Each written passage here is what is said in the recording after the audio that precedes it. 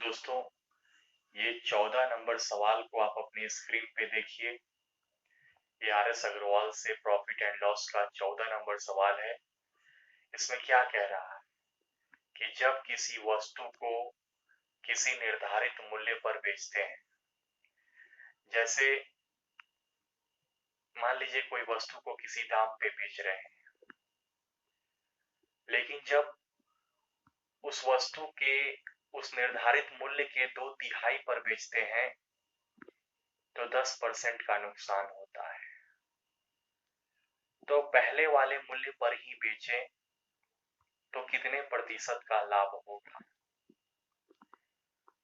तो मान लीजिए यहाँ कुछ वैल्यू अपने से ही मान लीजिए, और ऐसा वैल्यू माने जैसे 2/3 है तो नीचे 3 है और 10% का नुकसान हो रहा है, मतलब 90 से काटना होगा। तो 3 और 90 से काटने वाला कोई संख्या मान लीजिए, जैसे मान लीजिए हम 540 मान ली। तो हम पहले उस सामान को 540 रुपया में बेच रहे थे, अब 540 का 2/3 में बेच रहे हैं तो 10% का नुकसान हो जा रहा है। 540 का 2/3 कितना होता है? 540 का 2/3 होता है 360 रुपया।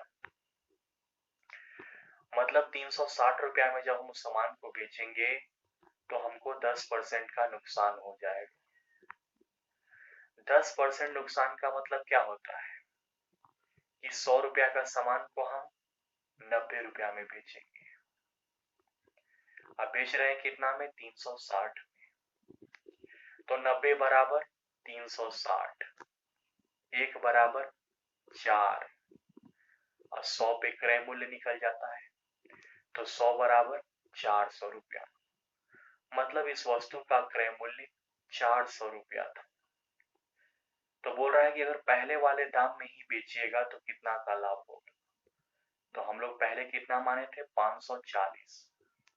तो 400 रुपया का सामान को 540 में बेचेंगे तो कितना का फायदा होगा? 140 रुपया का। 140 का फायदा कहां से होगा? क्रय मूल्य से होगा। क्रय मूल्य कितना है? 400। तो 140 400 का कितना परसेंट होता है? 35%। इस सवाल का उत्तर हो जाएगा 35%। एक बार फिर से समझिए, अपने से कोई विक्रय मूल्य मान लिए, ऐसा माने कि वो 3 और 90 से कटता हो।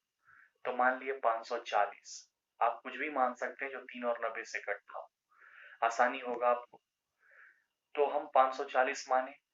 अब जब बोल रहा है कि उस 540 का 2/3 पे बेचिएगा तो 10% का नुकसान हो जाएगा।